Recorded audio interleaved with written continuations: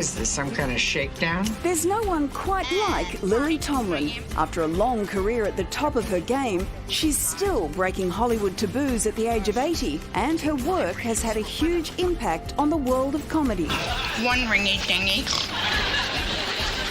Two ringy. Oh, a gracious good afternoon. She gave us Ernestine, the kooky phone operator in the 70s, her Tony Award-winning Broadway show in the 80s, and more recently, there's been the joy that is her character Frankie Bergstein in the hit series Grace and Frankie.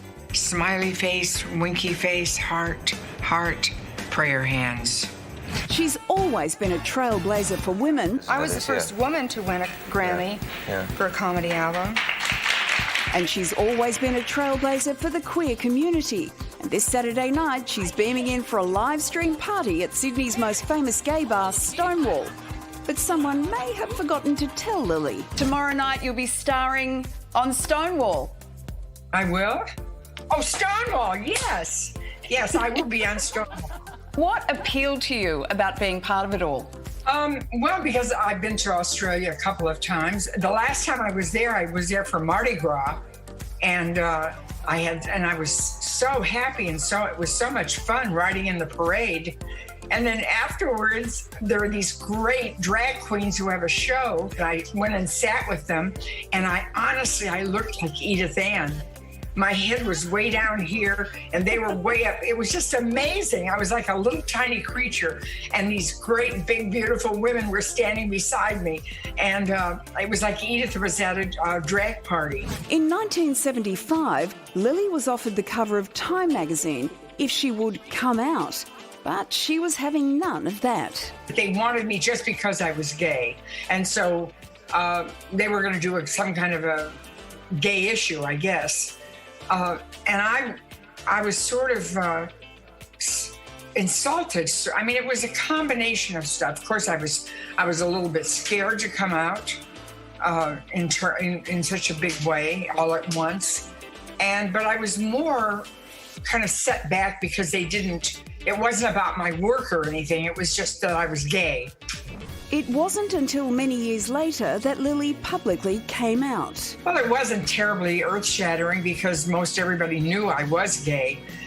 Maybe some people in Omaha that didn't know, they might have been surprised or shocked or taken a set aback. It wasn't terribly newsworthy even.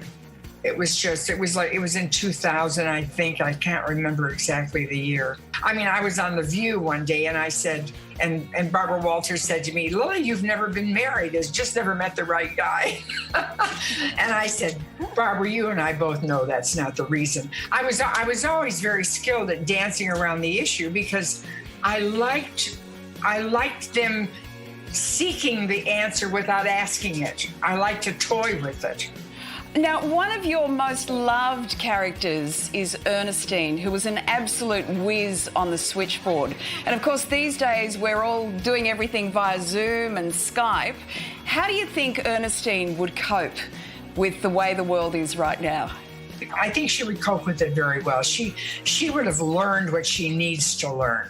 Look, Cher, I work for the phone company. It is not my job to think. More recently, Lily's been making us laugh on the hit show Grace and Frankie. And she and her co-star Jane Fonda have proven they're tough old birds and are not to be messed with.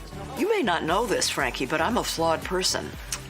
I do know that. Now, audiences love you in Grace and Frankie, and of course your partner in crime is the fabulous Jane Fonda. Now, I understand that you guys found out that even though you and Jane are the lead characters in that show, Sam Waterston and Martin Sheen were on the same money as you. How did you find that out? I guess we asked someone. I don't recall. This was back in the first or second season, and now we may be making more money. Because women are not paid equally. Now, here we were paid equally, but they were paid equally to us. So it was kind of uncalled for. And they were mad about it. They were mad at us, too, a little bit. They went to their agents right away and started to try to get more money and all that stuff. In 2014, President Obama presented Lily with Kennedy Center honors. And during his speech, she whispered something in his ear that left him in stitches. Can you tell me what you said to him? No. It's that good. I'm not going to tell anybody because I want to keep it. I want to keep someone like you coming up, years later asking me about it. All right, well, I'll flip it. If you had the opportunity right now to go and whisper something in Donald Trump's ear, what would you say? Resign. There's nothing he could do more that would be of benefit to me and fellow humans than just to step aside. If you were whispering in his ear, I think he would turn you around and he would be trying to fix his reflection in your eyeball. And he'd just be watching that the whole time you were talking. And he would not, he wouldn't have any idea what you said, especially if you start bringing up things that he doesn't want to hear. Do you think he'll get in at the end of the year? Who is it that said, you speak your own reality?